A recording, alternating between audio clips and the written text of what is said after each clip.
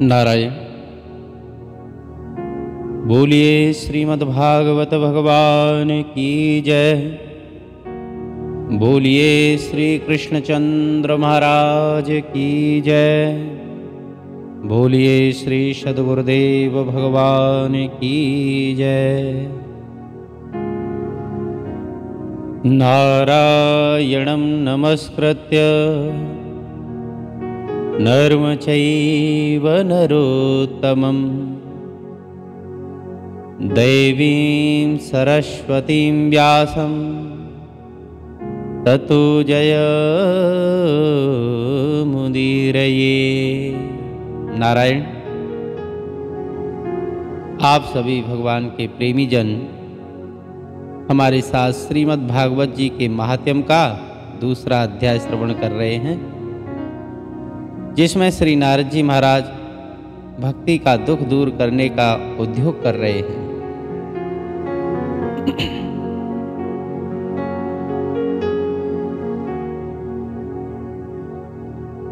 नारद जी ने भक्ति देवी से कहा कि देवी, तुम व्यर्थ ही अपने को क्यों खेद में डाल रही हो? अरे, तुम इतनी चिंतातुर क्यों हो रही हो? भगवान श्री कृष्ण के चरण कमलों का चिंतन करो और उनकी कृपा से तुम्हारा दुख दूर हो जाएगा। जिन्होंने कौरवों के अत्याचार से द्रौपदी की रक्षा की थी और गोप सुंदरियों को सनाथ किया था, वो श्री कृष्ण कहीं चले थोड़े ही गए हैं। फिर तुम तो भक्ति हो और सदा उन्हें प्राणों से भी प्यारी हो। तुम्हारे बुलाने पर तो भगवान नीचों के घर में भी चले जाते हैं। सतयुग, त्रेतायुग और द्वापर युग, इन तीनों युगों में ज्ञान और वैराग्य मुक्ति के साधन थे, किंतु कलयुग में तो केवल भक्ति ही मोक्ष की प्राप्ति कराने वाली है। ये सोच करके ही परमानंद चित्तमूर्ति ज्ञान स्वरूप श्री हरि ने अपने सत्व स्वरूप से तुमको रचा है। तुम साक्षात श्री कृष्णचंद्र की प्रिया और परम सुंदरी हो।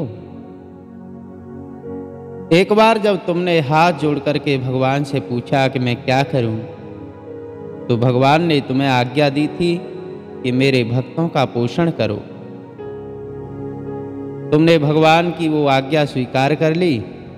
इससे तुम्हारे ऊपर श्री हरि बड़े ही प्रसन्न हुए और तुम्हारी सेवा करने के लिए मुक्ति को तुम्हारी दासी बना दिया और ज्ञान वैराग्य को तुम्हारे पुत्रों के रूप में दे दिया। तुम अपने साक्षात स्वरूप से वैकुंठ धाम में ही भक्तों का पोषण करती हो और धरती लोक पर तो तुमने भक्तों की पुष्टि के लिए केवल छाया रूप धारण कर रखा है। तब तुम मुक्ति, ज्ञान और वैराग्य को साथ लिए धरातल पर आई और सतयुग से द्वापर तक बड़े आनंद से रही।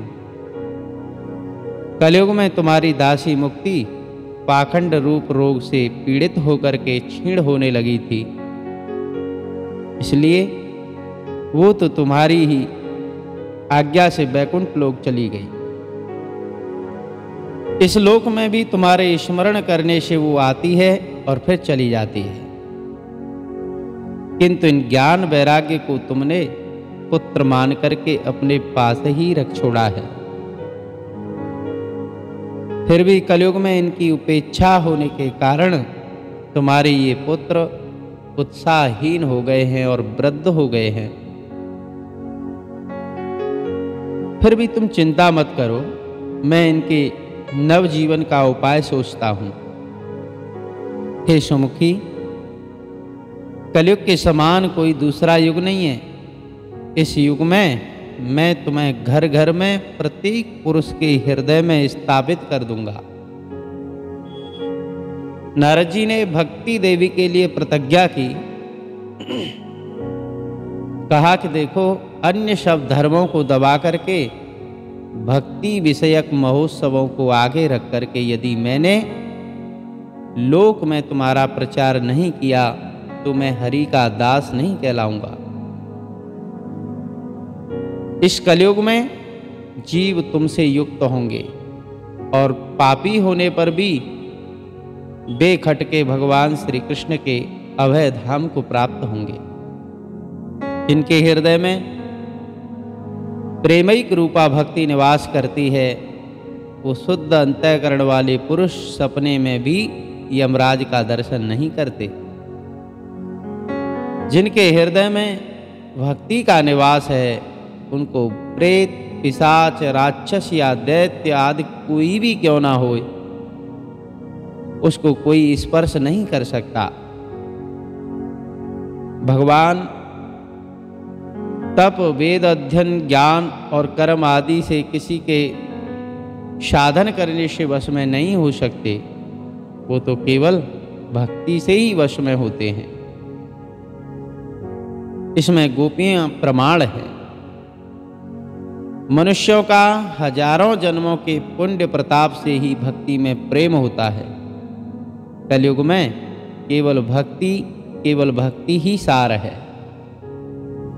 भक्ति तो साक्षात श्री कृष्णचंद्र के सामने उपस्थित हो जाते हैं जो भक्ति करते हैं। जो लोग भक्ति से द्रोह करते हैं वो तीनों लोकों में कहीं भी सुख नहीं पाते। पूर्व काल में भक्ति का तिरस्कार करने वाले दुर्वासा ऋषि को बड़ा कष्ट उठाना पड़ा था। बस व्रत, तीर्थ, योग, यज्ञ और ज्ञान चर्चा आदि बहुत से साधनों की कोई आवश्यकता नहीं है। एकमात्र भक्ति ही मुक्ति देने वाली है। सूत जी महाराज कहते हैं कि सौनक जी, इस प्रकार नारद जी के निर्णय किए हुए अपने माहात्म्य को सुनकर के भक्ति के सारे अंग पुष्ट हो गए और नारद जी से कहने लगी कि हे महात्मा जी, आप धन्य हैं। आपकी मुझ में निश्चल प्रीति है, इसलिए मैं सदा आपके हृदय में ही रहूंगी और कभी आपको छोड़ करके नहीं जाऊंगी। हे साधो, आप तो बड़े ही कृपालु हो। आपने क्षण भर में ही मेरा सारा दुख दूर कर दिया, किंतु अभी मेरे पुत्रों में चेतना नहीं आई है। आप इनको भी शीघ्र सचेत कर दीजिए, जगा दो। श्री सूत जी महाराज कहते हैं कि भक्ति के ये वचन सुनकर के नारद जी को बड़ी करुणा आई और वे उन्हें हाथ से हिला करके जलगाने लगे। फिर उनके कान के पास मुँह ले जाकर के मंत्र कहा कि अरे ज्ञान, ओ बैराग, जल्दी जाग जाओ। उसके बाद में वेद की मंत्रों का उच्चारण किया, बार बार गीता पाठ करके उनको जगाया। तो इससे वो जैसे तैसे बहुत जोर लगा करके उठे, लेकिन आलस्य के कारण वे दोनों झमाई लेते रहे। नेत्र भी नहीं खुल पाए उनके बाल बगलों की तरह सफ़ेद हो गए थे और उनके अंग प्रायः सूखे काठ के समान निस्तेज और कठोर हो गए थे। इस प्रकार भूख प्यास के मारे अत्यंत दुर्लभ होने के कारण, कमजोर होने के कारण उन्हें फिर सोते देख नारद जी को बड़ी चिंता हुई और सोचने लगे कि मुझे क्या करना चाहिए। इनकी ये नींद, इससे भी बढ़कर इनकी वृद्धावस्था, ये कैसे दूर हो।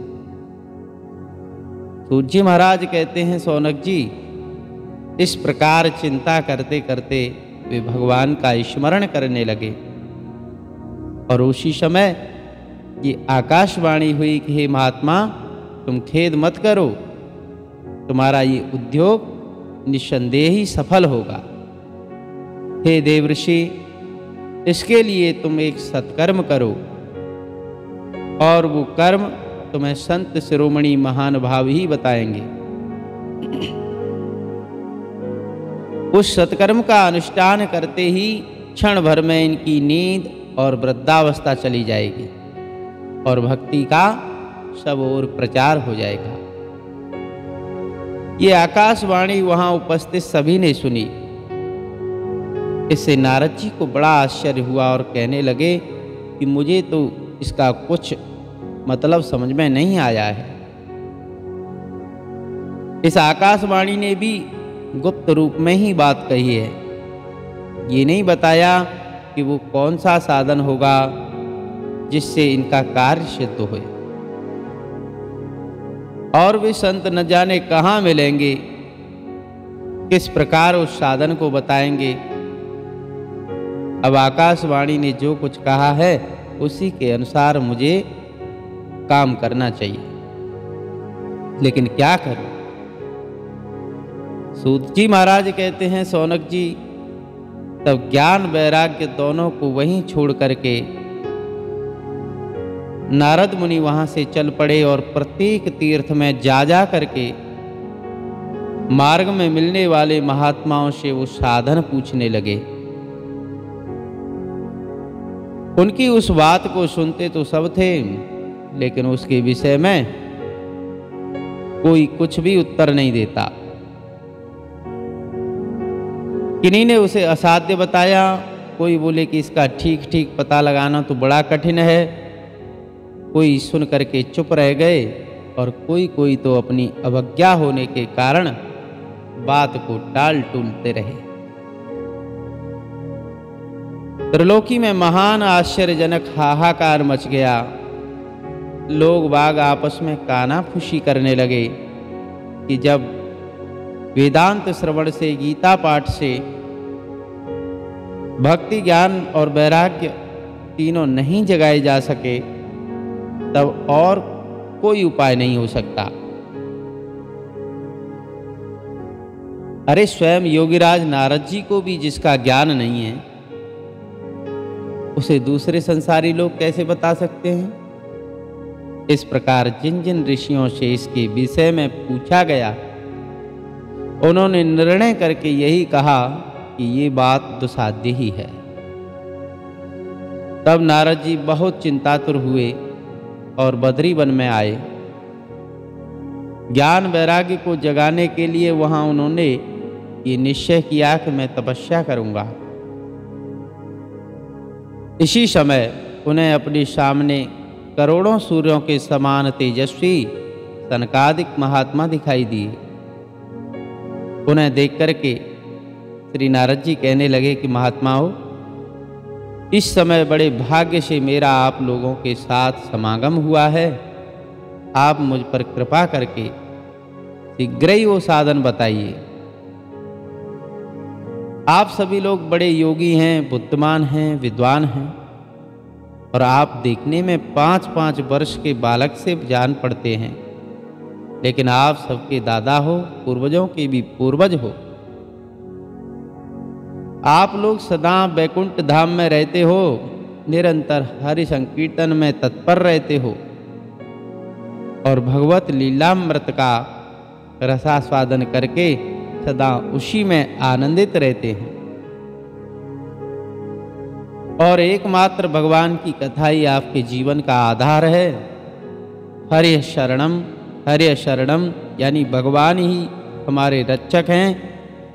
ये हरि शरणम का मंत्र सदा आपकी श्वास में रहता है। इसी से काल प्रेरित वृद्धावस्था भी आपको बाधा नहीं पहुंचाती। पूर्व काल में आपके भ्रू भृंग मात्र से भगवान विष्णु के द्वारपाल जय और विजय तुरंत ही धरती पर गिर गए और फिर आपकी कृपा से पुनः बैकुंठ को प्राप्त कर लिया। धन्य है प्रभु आप। इस समय आपका दर्शन बड़े सौभाग्य से हुआ है, इसलिए मुझ पर आपको अवश्य ही कृपा करनी चाहिए। बताइए, आकाशवाणी ने जिसके विषय में कहा है वो कौन सा साधन है और मुझे किस प्रकार उसका अनुष्ठान करना चाहिए? आप इसका विस्तार से वर्णन कीजिए।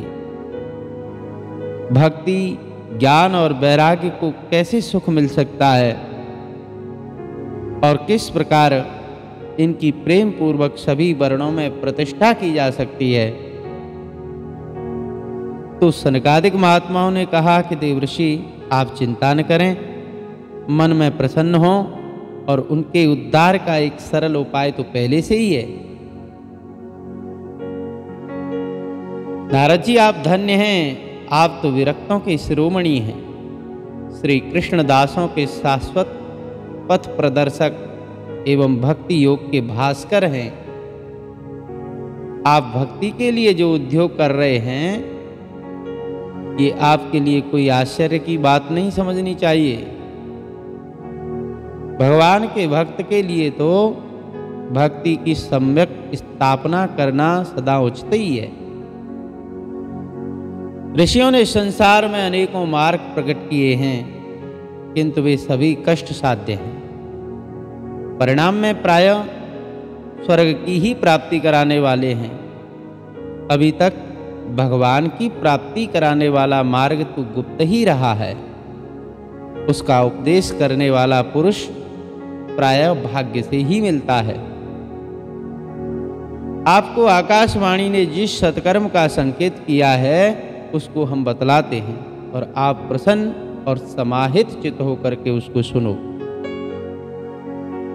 सनकादिक कहते हैं कि हे नारद जी, द्रव्य यज्ञ, तपो यज्ञ, योग यज्ञ और स्वाध्याय रूपी ज्ञान यज्ञ, ये सब तो स्वर्ग आदि की प्राप्ति कराने वाले कर्मों की ओर ही संकेत करते हैं।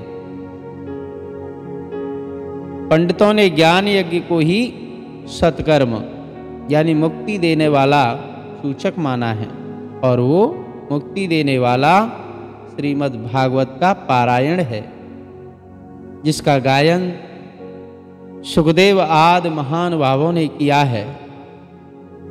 उसके शब्द सुनने से ही भक्ति, ज्ञान, वैराग्य को बड़ा आनंद होगा।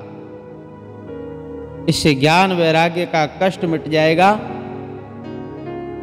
शेर की गर्जना सुनकर के जैसे भेड़िया भाग जाते हैं, उसी प्रकार श्रीमद् भागवत की ध्वनि से कलयुग के सारे दोष नष्ट हो जाएंगे।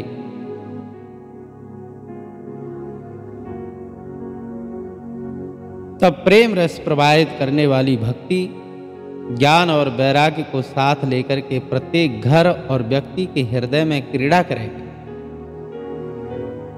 नारद जी ने कहा कि मैंने तो वेद वेदांत की ध्वनि सुनाई, गीता पाठ करके भी सुनाया, लेकिन फिर भी भक्ति, ज्ञान, वैराग्य की मूर्छा दूर नहीं हुई। ऐसी स्थिति में श्रीमद् भागवत सुनाने से वो कैसे जागेंगे? क्योंकि उस कथा के प्रत्येक श्लोक और प्रत्येक पद में भी तो वेदों का ही सारांश है। आप लोग शरणागत वत्सल हैं तथा आपका दर्शन कभी व्यर्थ नहीं जाता, इसलिए मेरा ये संदेह दूर कर दीजिए और इस कार्य में अब विलंब ना कीजिए।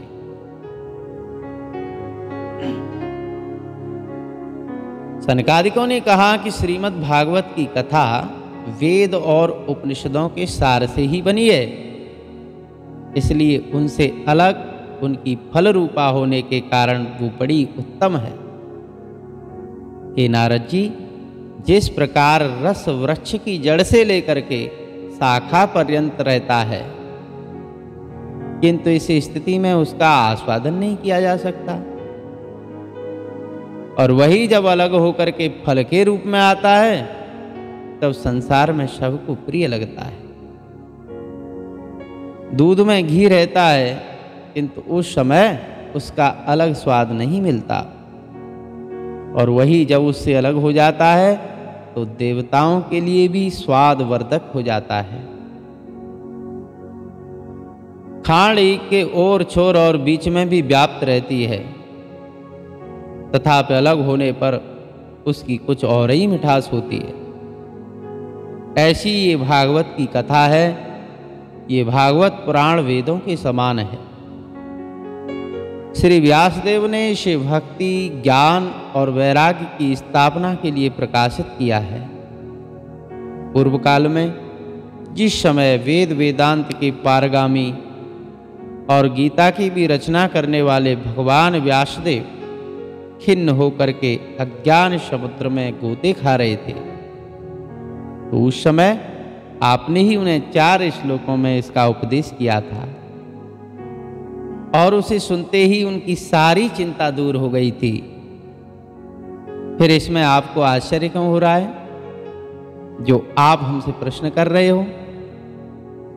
आपको उन्हें शोक और दुख का विनाश करने वाला श्रीमद् भागवत महापुराण ही सुनाना चाहिए।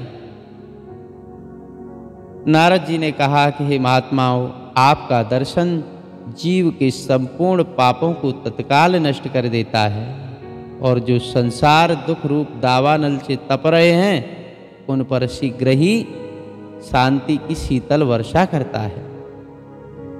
आप तो निरंतर शेष जी के हजारों मुखों से गाए हुए भगवत कथामृत का ही पान करते रहते हैं। मैं प्रेम लक्षणा भक्ति का प्रकाश करने के उद्देश्य से आप महान बाबुओं की शरण लेता हूं।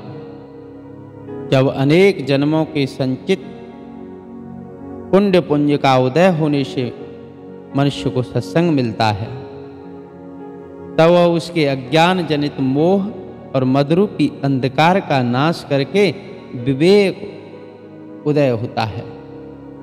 तो इस प्रकार आप सभी श्रोताजनों ने श्रीमद् भागवत जी के महात्म्य का दूसरा अध्याय श्रवण किया, जिसमें सनकादिक और नारद जी का संवाद श्रीमद् भागवत रूपी सत्कर्म के बारे में हुआ।